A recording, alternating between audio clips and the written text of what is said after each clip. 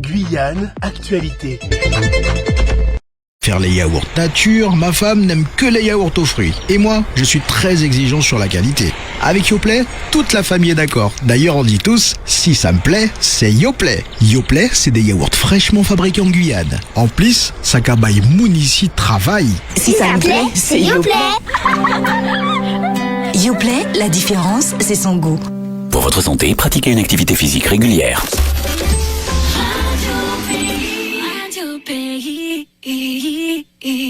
Tous les jours de la semaine, retrouvez le Grand Forum pour 1h30 de débat politique et les débats de société les plus importants de la Guyane. De 11h30 à 13h, Gilles Vernet est au cœur de l'actualité avec ses invités et les auditeurs au 05 94 25 76 25. Le Grand Forum, pour comprendre et analyser toute la société guyanaise.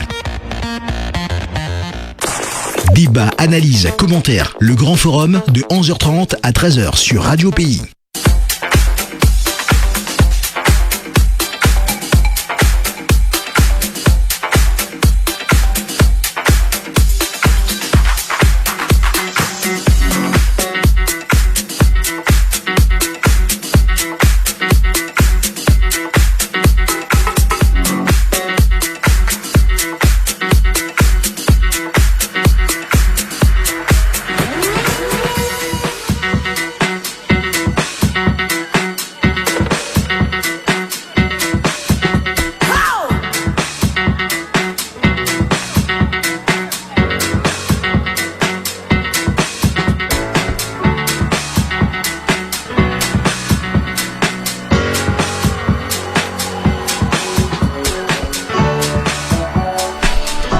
Bonjour à tous, bienvenue sur Radio Pays dans le Grand Forum. Aujourd'hui, le Grand Forum reste dans l'actualité.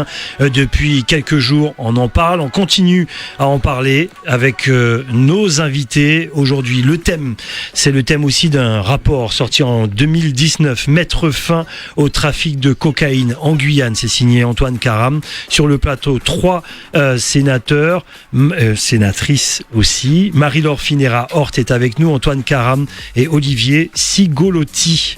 Ce sont nos invités aujourd'hui du Grand Forum. On va poser plusieurs questions à nos invités. Nous sommes en direct sur le Facebook Live également. Salut tous ceux qui nous regardent par là et qui nous écoutent aussi. Saluons ceux qui nous écoutent, et vous êtes nombreux sur Internet, et nos auditeurs. Si vous avez des questions, vous le savez, ça se passe au 05 94 25 76 25. Honneur aux dames. Marie-Laure Finera-Hort, bonjour. Comment allez-vous ? Bonjour chers auditeurs. Ça va bien ? Très bien. Merci d'être là avec nous sur le plateau du Grand Forum. Olivier Cigolotti, bonjour. Bonjour à tous et à toutes. Bienvenue dans le Grand Forum. Merci. Et Antoine Karam, bonjour. Bonjour, c'est la troisième fois que je viens en une semaine. Donc il faut expliquer aux auditeurs. Oui, alors c'est parce que j'ai été le rapporteur exact. De la mission d'information présidée par Olivier Cigolotti, sénateur de Haute-Loire. Ouais.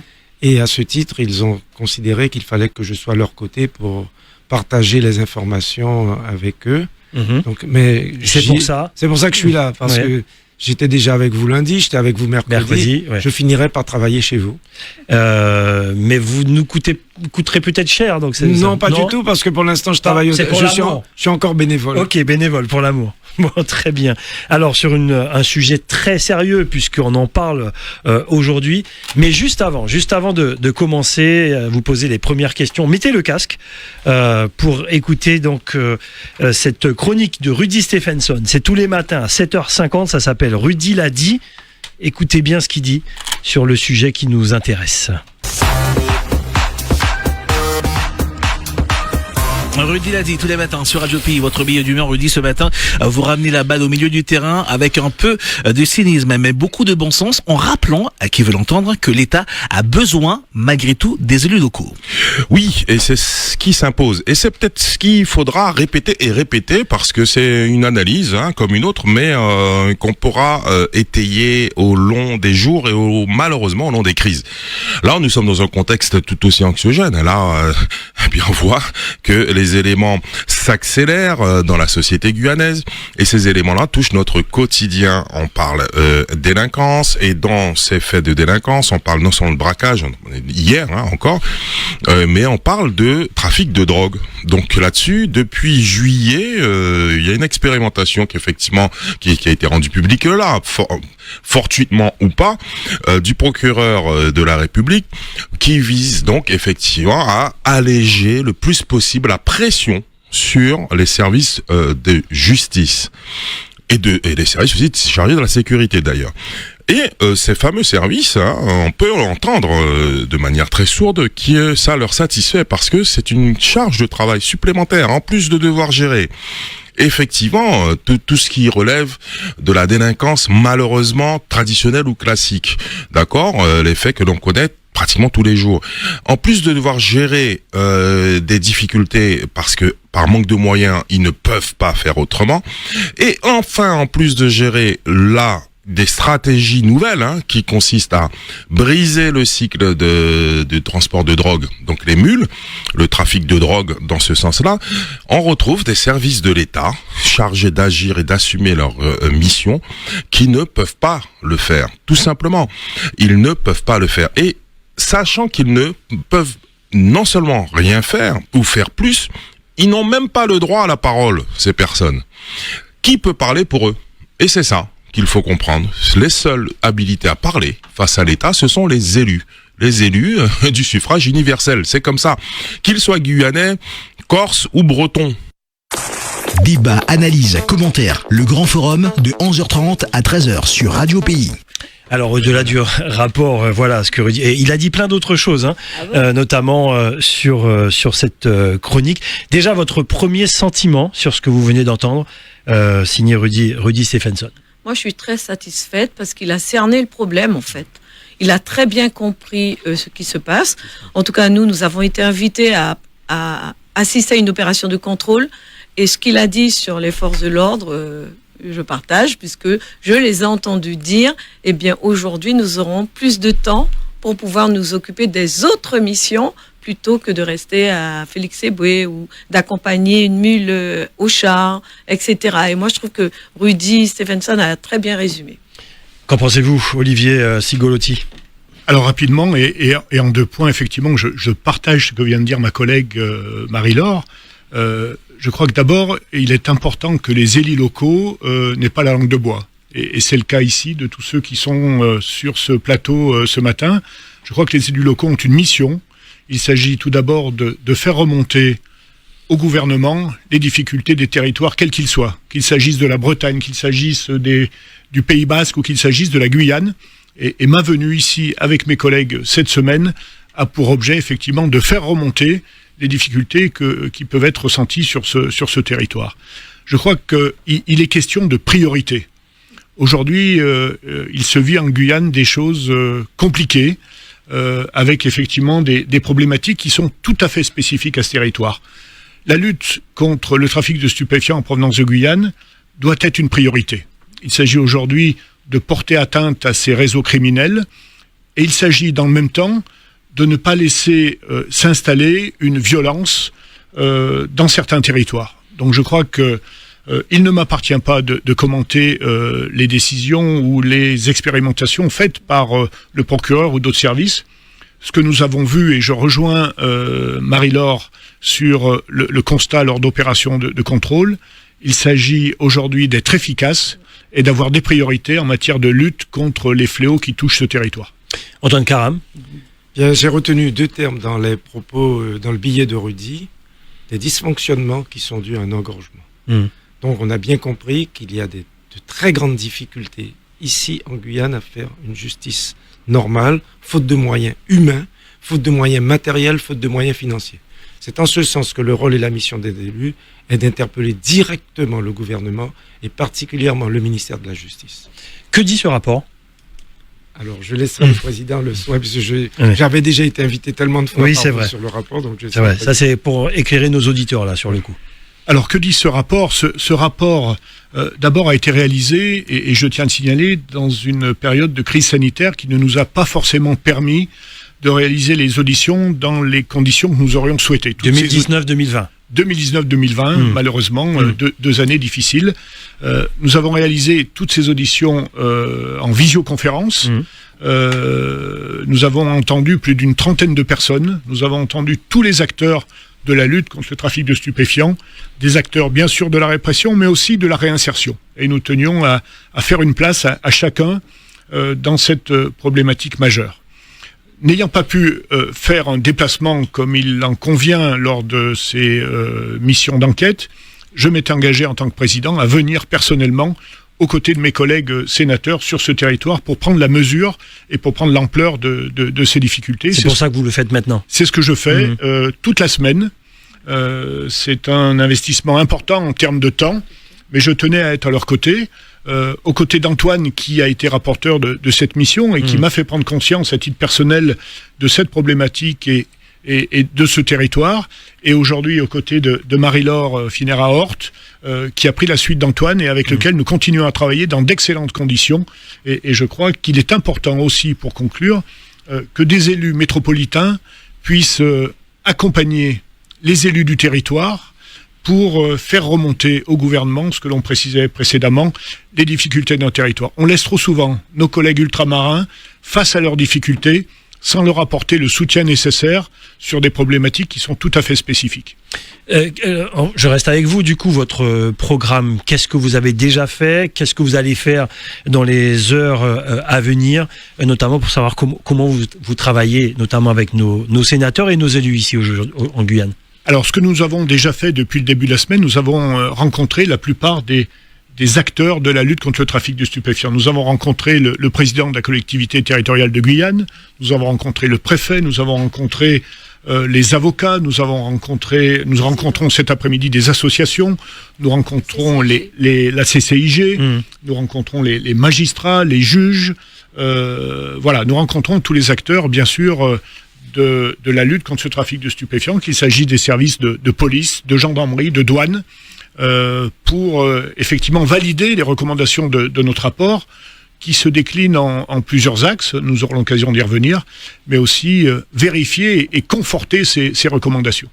Très bien, alors je regarde le Facebook Live, il y a quelques commentaires déjà, vous avez compris, et là ça sera important de parler de votre rôle.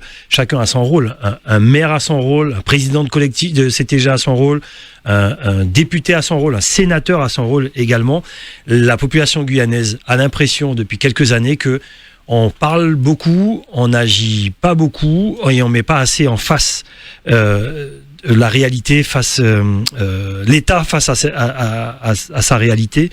Qu'est-ce que vous pouvez dire là à nos auditeurs qui vont sûrement appeler tout à l'heure, en tout cas ceux qui écrivent déjà sur le Facebook Live? On parle beaucoup, mais on a l'impression que les choses ne bougent pas. Est-ce que dans un rapport comme le vôtre, justement, qu'est-ce qui va faire bouger les lignes, messieurs, dames? Dites-nous. Antoine? Qu'est-ce qui va faire bouger les lignes? C'est d'abord que nous, Guyanais, nous puissions être conscients que c'est un fléau.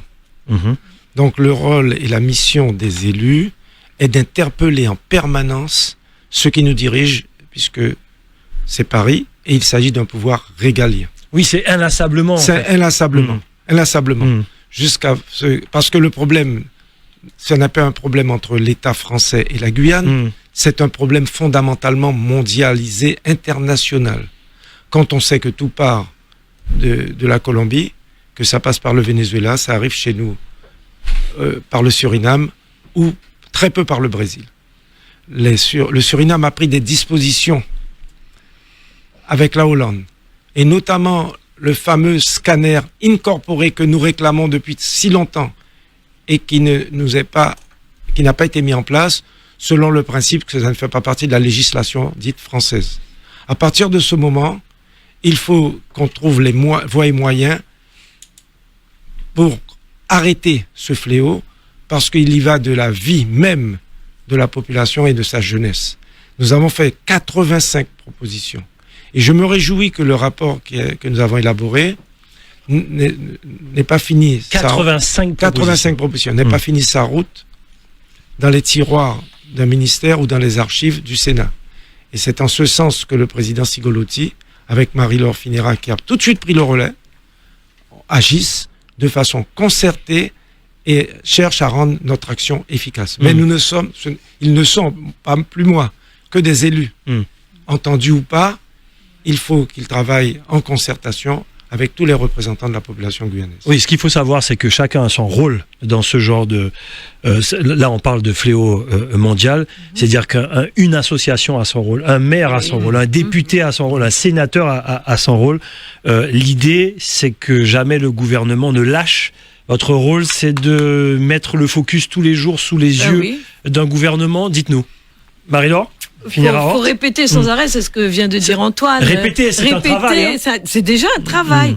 Et puis, comme je dis, et puis faire des propositions également. Oui. Il faut qu'on arrête de dire c'est une compétence régalienne. Alors nous, Guyanais, élus guyanais, on doit rester assis et dire c'est la compétence de l'État, donc on bouge pas, on fait rien. Non, je crois que une fois qu'on a dit ça, après c'est compliqué. On a terminé. Ben non, moi je suis pour qu'on fasse pour que les Guyanais fassent des propositions et puis que nous parlementaires, nous puissions les relayer auprès du gouvernement, puisque notre rôle, c'est bien de contrôler le gouvernement et aussi, d'écrire des lois, par exemple, comme là, on t'en a parlé du scanner.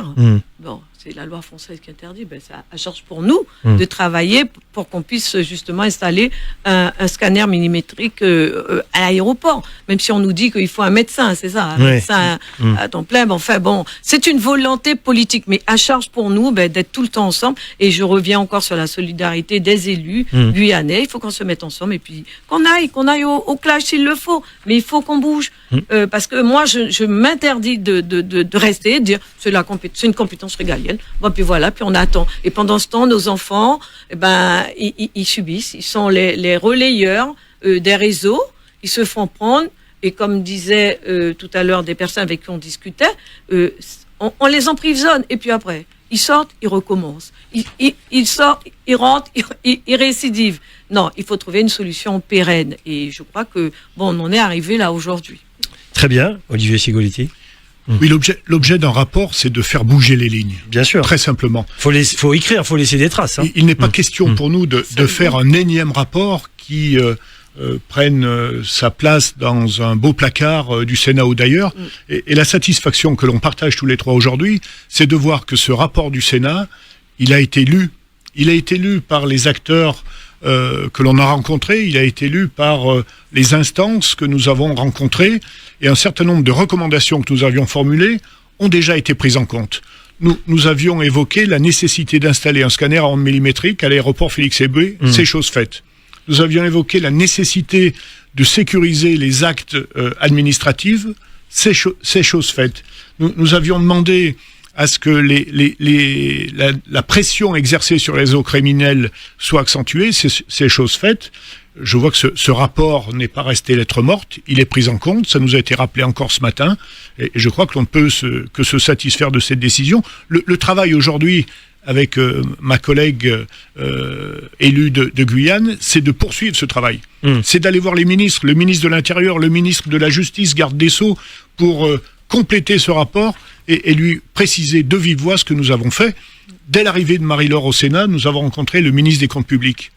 Et nous lui avons rappelé les attentes qui étaient les nôtres, nous lui avons rappelé la nécessité de moyens complémentaires, nous lui avons rappelé la spécificité de ce territoire guyanais. Oui, ce qui est important, c'est d'écrire, de laisser des traces, de dire, par exemple, lorsque ils décident ici en Guyane, notamment d'aller vérifier pour tous les vols, au départ de la Guyane, d'aller vérifier l'identité de tous les passagers. On a vu les résultats, effectivement, pour tous ceux qui n'ont pas pris le billet d'avion. Tout ça, ça passe par des propositions que vous pouvez faire également, que ça soit vous ou d'autres aussi. Alors, ce qui est important, notamment là pour nos auditeurs qui vont appeler tout à l'heure, que les choses soient claires, vous faites un travail comme certains aussi font un travail, c'est un travail en commun. Comment vous, sénateur, vous travaillez? Est-ce que vous travaillez aussi avec des associations ici en Guyane? Est-ce que c'est votre rôle de le faire? Est-ce que vous le faites? Dites-nous. Oui, nous travaillons avec les associations qui peut mieux qui peuvent plutôt mieux que les associations nous dire ce qui se passe sur le terrain. Moi, j'ai une permanence parlementaire. Ben, souvent, quand je viens ici, eh bien, j'ai des demandes de rendez-vous de mamans qui ont leur enfant incarcéré parce que l'enfant a transporté de la drogue. Il faut trouver des solutions. Qu'est-ce que je vais dire à la dame? Eh ben, écoutez, il est emprisonné pour 1 an, etc., etc. Non, je crois qu'il faut arrêter. Il faut mettre un frein. Il faut mettre un frein à ces réseaux. Et parce que moi, j'estime que c'est par détresse sociale ou par manque de pouvoir concrétiser un projet professionnel que certains jeunes font. Il y en a d'autres qui le font, bon, parce qu'ils veulent porter du Gucci ou je ne sais quoi. Mais il y a toutes sortes de causes. Et moi, je crois que ce qu'il faut mettre, c'est pas simple, c'est pas voir qu'on va incarcérer une mule, c'est, comme on a dit, j'ai entendu le procureur dire 1,5 kg. On saisit les 1,5 kg. La mule est inscrite à un fichier, interdiction de prendre l'avion pendant 6 mois, et puis surtout prise en charge par une association, comme par exemple, pour ne pas la nommer, la Catige. Oui. Voilà. Alors, je voulais avoir votre avis justement sur notamment ces annonces sur ces fameux 1,5 kg où lorsqu'on a très peu de drogue sur soi, on n'est pas saisi. J'aurais voulu avoir votre avis tous les trois sur cette question précise. Mais en attendant, nos auditeurs au 05 94 25 76 25. Mettez le casque et on y va. Allô, bonjour. Allô, bonjour. Oui, bonjour. Armand Achille. Allez-y, c'est vous qui démarrez. Oui, bonjour au sénateur, à la sénatrice, au sénateur et à Alex. Voilà. Moi, j'entends bien. Bon, je trouve qu'Antoine Karam est un peu naïf, parce qu'il le sait pertinemment comme moi-même.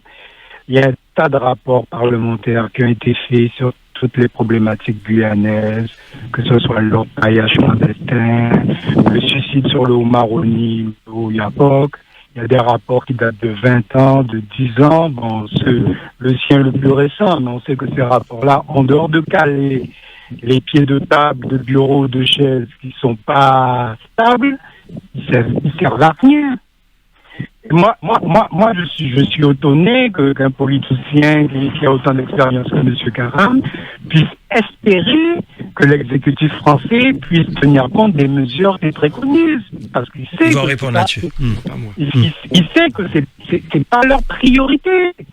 Et justement, les dernières directives qui ont été prises par rapport à la dépénalisation de la détention et du transport de cocaïne montre bien que le problème, il est politique. C'est-à-dire que nous avons des fonctionnaires sur lesquels nos élus n'ont aucune autorité, qui prennent des mesures qui sont applicables directement sans qu'il y ait eu de concertation et qui ont un impact sur l'ensemble de la. Très bien, Armand Achille, ils vont répondre. Alors, je suis obligé d'interrompre parce que le son n'est pas très très propre, mais on a compris l'essentiel. Surtout que, prenez note, on va enchaîner sur 2 ou 3 auditeurs, d'accord? Merci Armand Achille, je vous assure que le son n'était pas très propre, mais on a compris le propos et ils vont répondre là-dessus. On enchaîne. 25 76 25, allô, bonjour. Oui, bonjour. Allez-y. Alors, Christophe. Bonjour Christophe. Personnellement, ça je pense que tout le monde va être d'accord avec moi, pas de client, pas de fournisseur. C'est clair. Si on n'a pas de client, on n'a pas de fournisseur. Il y a un avocat, j'ai oublié son nom, qui passe assez régulièrement sur vos ondes. Oui, Maître Lagibé. Non. Maître Lama. Je crois que son père aussi était avocat, donc je sais pas c'est lequel. Allez-y. Et qui disait que 60% des consommateurs étaient des personnes en col blanc. Donc,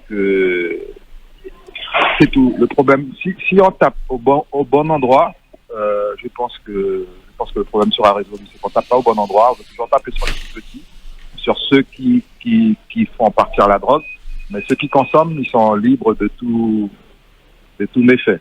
Pour moi, si on achète 100, je crois que c'est 100, 120, 130, 140, je sais pas combien ça coûte, le gramme de drogue, forcément, il y aura toujours des mules. Très bien. C'est un client au final. Voilà. Merci beaucoup. 25 76 25. Allô, bonjour. Oui, allô. Allez-y. Oui, bonjour. Il va y avoir un problème de réseau en Guyane. Là. Le téléphone n'est pas propre là aujourd'hui. Allez-y. Allô. Oui, on vous entend. Allez-y. Voilà. Je suis ravi d'entendre Madame la sénatrice dire qu'il faut faire des propositions. Parce que je me posais la question, où sont les propositions des élus guyanais? Donc ça fait plaisir de l'entendre, parce que nous, malheureusement, on ne voit pas forcément le travail que vous faites, en fait. Parce qu'on ne voit pas les propositions. Et ça, c'est un véritable problème. Donc je suis ravi de l'entendre. Et je voudrais juste dire une chose. Alors, il y a un auditeur précédent, pas celui-là, mais l'autre, disait, bon, des rapports ont été faits, mais donc on ne fait rien, en fait. Comme il y en a qui ont été faits, qui sont restés au placard, donc on ne fait rien. Voilà. Donc on arrête ça, et qu'on continue à travailler. Et puis à un moment donné, ça va passer, mais qu'on continue à travailler, qu'on continue à faire des propositions, parce que nous sommes capables d'en faire. Voilà. Oui, mais il n'y a pas que les élus locaux, vous aussi. Ah non, mais c'est bien pour ça que j'ai dit, nous sommes capables d'en faire. Tout à fait. Nous sommes capables d'en faire. Ok. Voilà. Très bien. Voilà. Merci beaucoup. C'est un peu ce que je disais. Je me permets, on est dans le grand forum avec une liberté de parole, où je le disais, ce genre de situation, c'est une situation grave pour la Guyane. Il n'y a pas que la cocaïne, il y a encore d'autres problématiques. C'est vraiment un travail d'ensemble. Nous-mêmes, les citoyens, les associations, les premiers magistrats, voilà. Mais il faut que ça aille jusqu'aux sénateurs qui écrivent également. Comme je vois quelques commentaires, notamment sur Radio Pays. C'est ensemble, hein, mes amis. Hein. Les sénateurs ont leur rôle, les députés ont leur rôle, le président de la CTG aussi, etc., etc. Qu'en pensez-vous? 25 76 25. Tout à l'heure, je vous laisse répondre à nos auditeurs. Non, je ne répondrai pas, moi. Allez-y. Oui, d'accord, Antoine, pas de problème. Je veux répondre à ces trois auditeurs que je remercie de leurs questions. D'abord, si un rapport du Sénat ou d'une autre institution servait à caler une pile de livres, je ne serais pas là toute la semaine aux côtés de mes collègues guyanais. Si je suis présent sur ce territoire, c'est parce qu'il y a une réelle prise en compte de la problématique.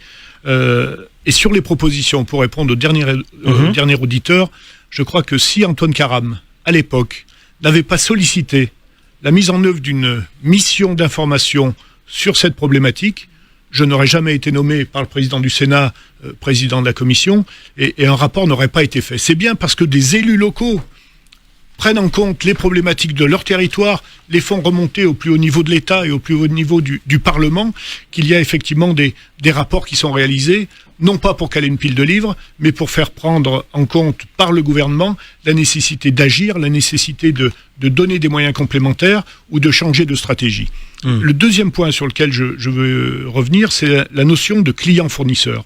Le trafic de stupéfiants ne se limite pas à cette notion de client-fournisseur.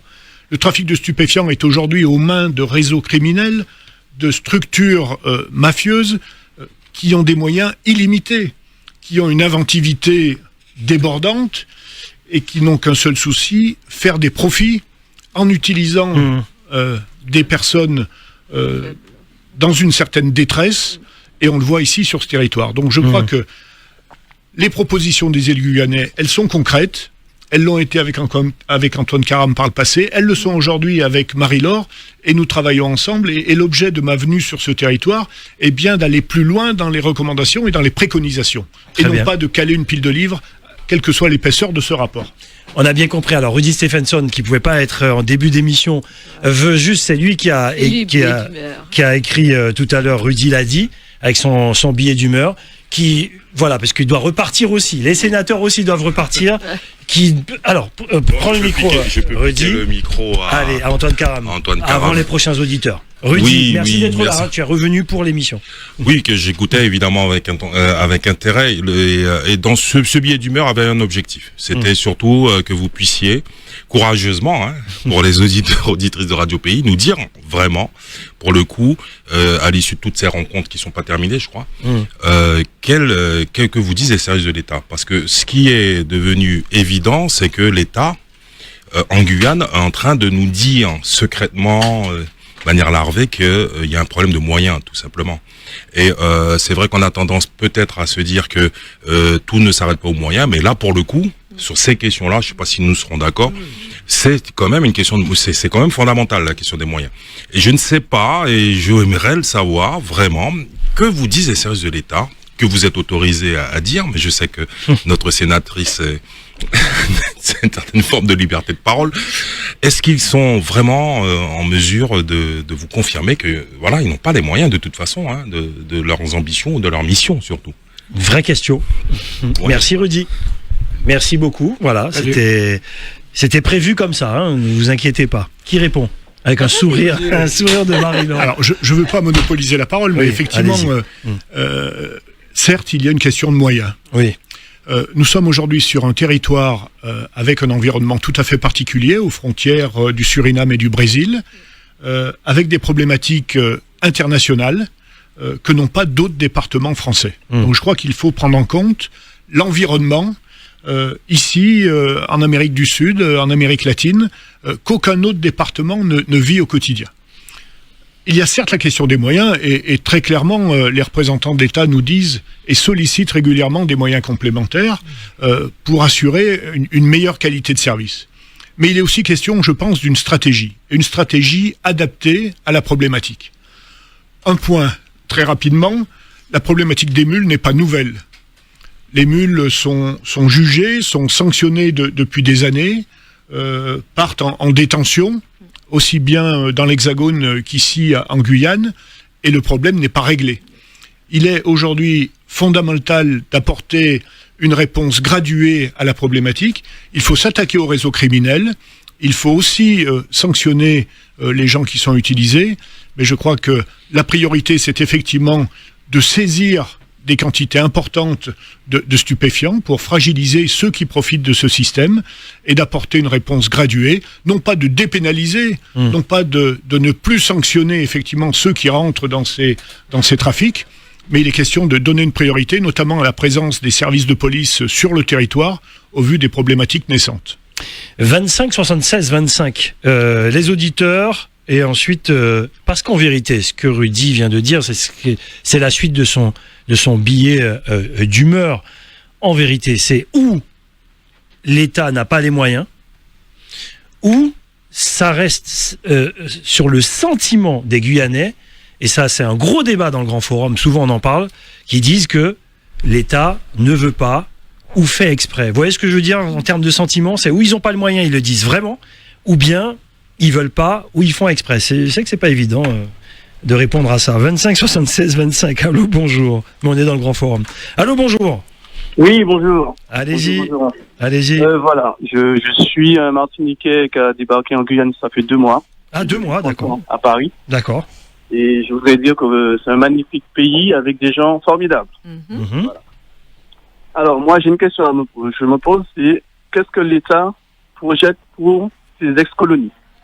Qu'est-ce qu'ils veulent exactement? Est-ce qu'ils veulent s'occuper de la population ou seulement garder leur territoire? Parce que ici, je vois, il y a Ariane qui vole régulièrement. Qu'est-ce que ça rapporte à la Guyane?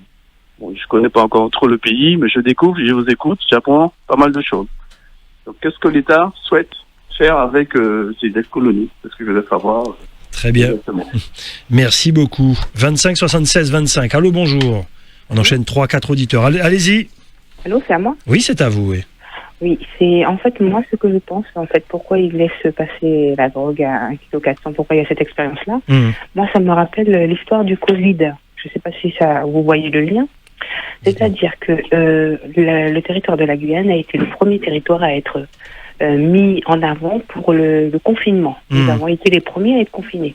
Donc, on teste d'abord dans les DOM, pour pouvoir après voir si on pourra appliquer en métropole. Voyons que la politique qui est faite actuellement ne donne pas de fruits, donc on va tester en Guyane pour pouvoir voir si on peut le mettre en place en métropole. C'est comme ça, en fait, c'est comme ça qu'il faut voir la chose. Nous sommes le laboratoire de la métropole, parce que depuis toujours, voilà. Très bien, ils vont répondre à ça tout à l'heure. Allez, encore 2 auditeurs. 25 76 25, allô, bonjour. Allô, bonjour Gilles. Bonjour. Bonjour aux invités. Oui, bonjour. Allô? Oui, on vous écoute. Oui, quelque chose qui me paraît bizarre. Laissons passer les jeunes mineurs. Pourquoi on les laisse voyager seuls?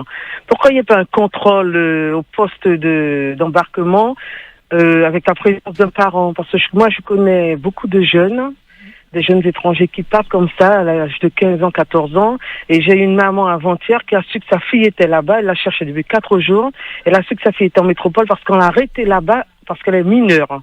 Et ici, ça s'est pas vu. On n'a rien compris. On l'a laissé passer ici. Là-bas, elle a été arrêtée.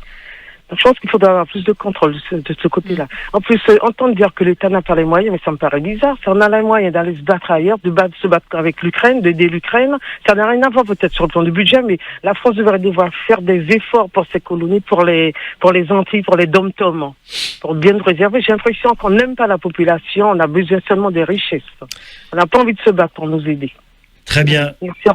Merci beaucoup. Encore 2 auditeurs.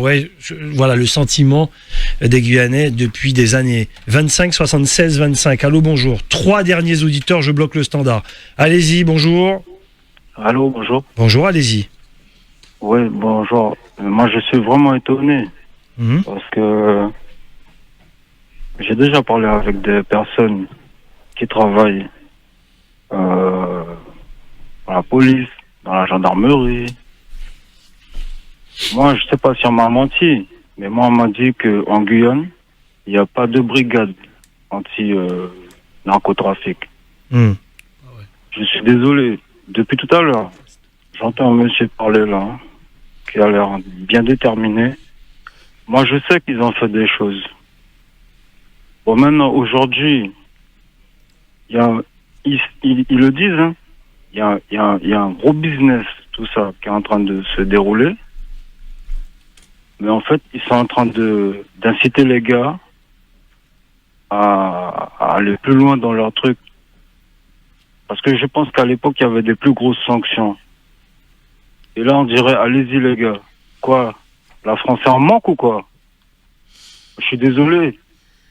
Parce que quand on parle comme ça aux Guyanais, moi je suis chez moi, ça m'énerve. Et ça fait longtemps que ça dure. Alors, on sait qu'il n'y a pas toutes les infrastructures pour accueillir, pour diriger ces gens-là, ou je sais pas quoi faire avec eux parce que c'est pas ma compétence. Ah ben, mettez les infrastructures, messieurs. Très bien. Merci beaucoup, ils vont répondre. 25 76 25. Allô, bonjour. Encore 2 derniers auditeurs. Bonjour. Oui, bonjour. Allez-y. Alors voilà ce qui va se passer maintenant. Hein. Donc les trafiquants vont dire aux personnes qui transportent la drogue, vas-y, tu ne risques rien. Donc aujourd'hui, il y a 10 personnes par vol, demain, il y en aura 30. Alors un seul voyage qui est réussi, c'est 1,5 million d'euros par mois, c'est 18 millions d'euros par an. Voilà, c'est ça qui va se mettre en place. Une économie du trafic de drogue.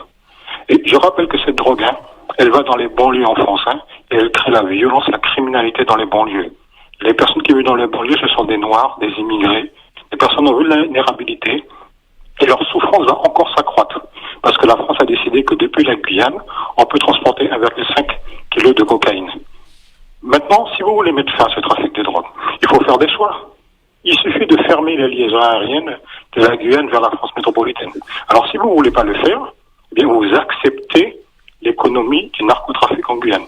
Alors, si vous ne savez pas ce que c'est que le narcotrafic en Guyane, eh bien vous avez l'exemple de Pablo Escobar. Pablo Escobar a commencé petit, hein. Je pense qu'avec 18 millions d'euros, ceux qui sont en Guyane sont déjà largement au-dessus de lui. Allez, bonne journée, au revoir. Merci. Dernier auditeur, standard bloqué. Allô, bonjour.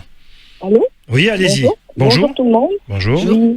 J'ai entendu, il y a un monsieur qui a fait ça, un sénateur qui est arrivé, qui doit en plus refaire le rapport, expliquer ce qui se passe. Je voudrais vous passer un message, monsieur. Je pense qu'il est grand temps que la France comprenne. Il y a des décisions qui sont prises pour notre territoire et aujourd'hui, on en a marre. Vous comprenez? Passez-leur le message qu'ils entendent bien. On en a marre de ces décisions qui sont prises sans se rendre compte de la réalité du pays. Les sénateurs ne peuvent pas tout dire, mais on ne peut pas faire tout et du n'importe quoi. Quand vous voyez que des gens prennent ce genre de décision, c'est une bombe qu'on prépare pour... C'est ça qui est le pire. La France prépare une bombe dans les Outre-mer, en Guyane. Il faut bien comprendre. Demain, on est étonné que les Guyanais, les Outre-mer sont opposés. Mais mettez-vous dans la réalité. Au lieu d'être, prenez-nous pour que nous soyons pas seulement des partenaires, mais aussi ceux qui vont pouvoir vous aider, participer. C'est tout le contraire. Et puis, qu'on arrête de prendre des décisions. Il y a beaucoup de jeunesse. Quel est l'avenir de cette jeunesse? Quel est l'avenir de la Guyane quand on prépare des jeunes à demain devenir des nuls? Ce délire, non mais excusez-moi, il y a un moment donné qu'il faut savoir s'arrêter. Et c'est crescendo dans tous les sens du terme de la dégradation. Il est temps que ça s'arrête et qu'on puisse accompagner les élus à pouvoir porter en haut que le pays a besoin d'avancer et que la France doit se mettre à côté de nous ou en partenaire, mais non contre nous. C'est ça qui se passe en ce moment. Allez, au revoir, bonne journée. Merci. J'avais oublié de bloquer le standard. Dernier auditeur. Et il se faufile. Allô, bonjour. Oui, bonjour.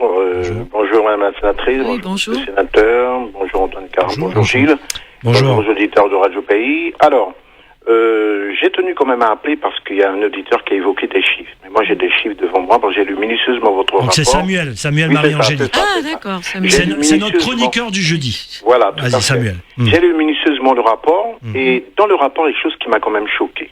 Et je m'adresse à ceux qui ont travaillé dessus. Si on ne tient pas compte justement de ce qu'on appelle l'enracinement véritable d'un commerce alternatif, je crois qu'on ne pourra pas vraiment décimer ce trafic de stupéfiants. Parce qu'il faut reconnaître, les luttes contre le trafic de stupéfiants s'amplifient depuis 2021. Mais si je retiens par exemple 4 chiffres, 250 milliards de dollars, c'est le montant mirifique de revenus générés par le trafic de stupéfiants à l'échelle mondiale, ça veut dire planète. Et ça, ce sont les chiffres des Nations Unies contre la drogue et le crime. 4 milliards d'euros. Voilà, selon les derniers calculs de l'INSEE, le montant que dépensent les Français en 2020. Ça, c'est important. 21 000 équivalents à temps plein. Ça, c'est ce que coûte, justement, entre les importateurs, entre les grossistes, entre les logisticiens, entre les revendeurs, entre les choufs, qu'on appelle les guetteurs, entre les nourrices, ceux qui cachent les produits chez eux. Le marché de la CAM fait produit au monde de la France. C'est ça qu'il faut reconnaître. Et enfin, le dernier chiffre qui m'a beaucoup étonné, nous avons 3275 points de deal. Ça veut dire que c'est un supermarché. Et j'aimerais juste vous poser la question qui est la suivante. Est-ce qu'il ne faudrait pas déjà gangréner, c'est-à-dire d'enraciner cette gangrène à partir des financements?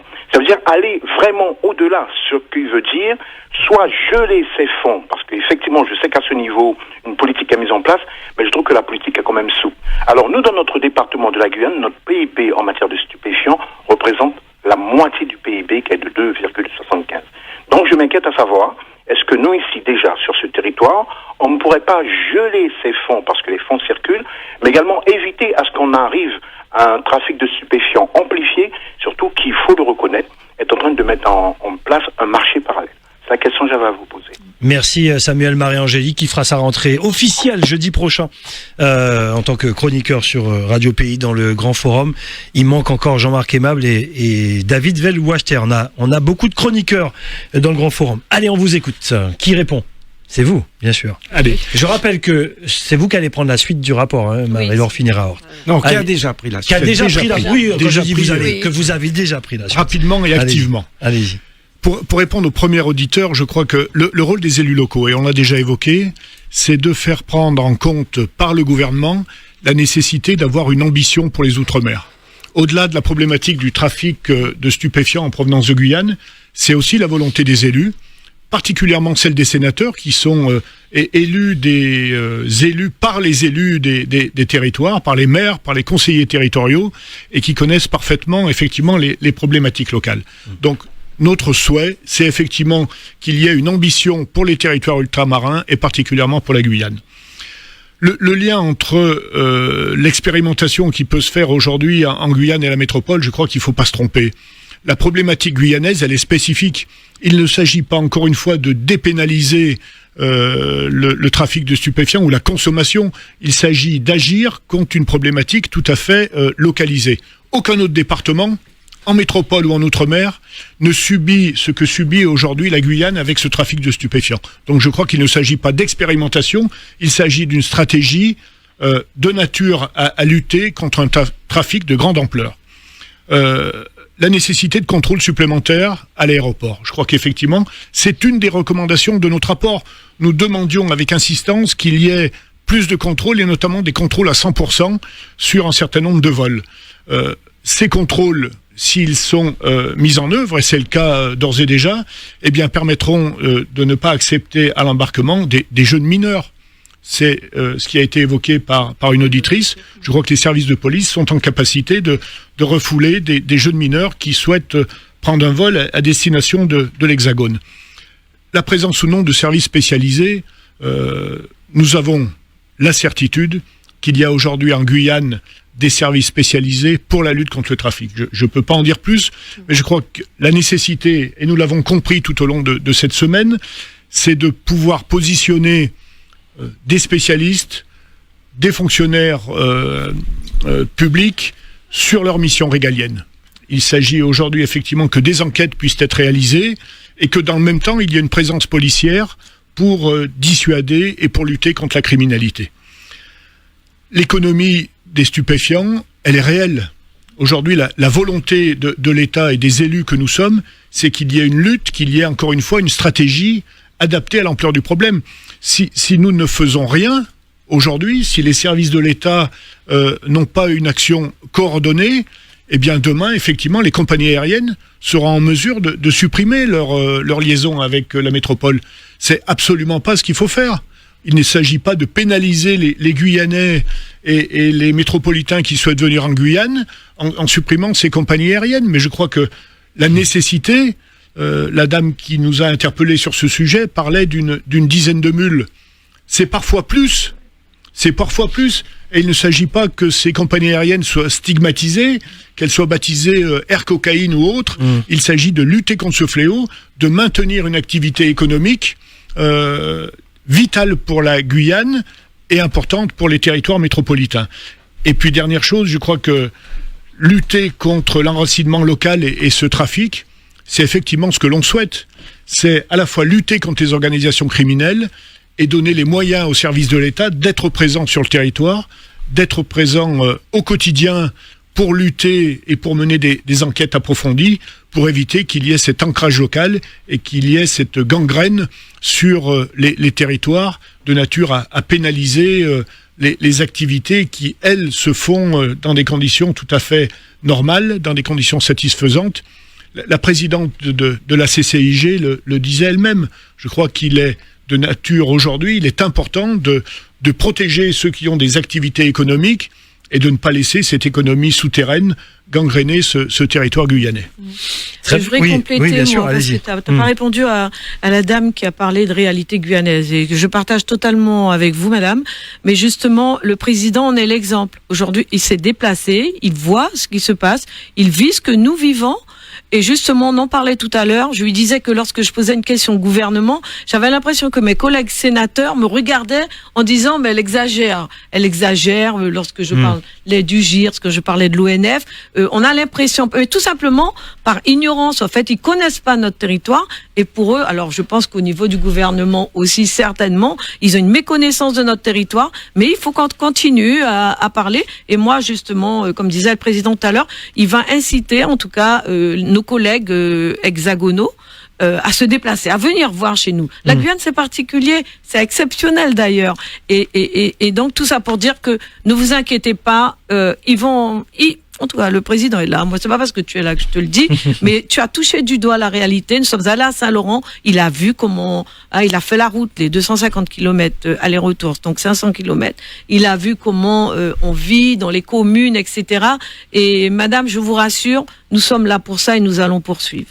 Alors, je sais que vous devez, je vous garde encore 5 minutes parce que vous avez d'autres rendez-vous avant allez, je vais prendre 2 derniers auditeurs avant d'entendre vos conclusions également.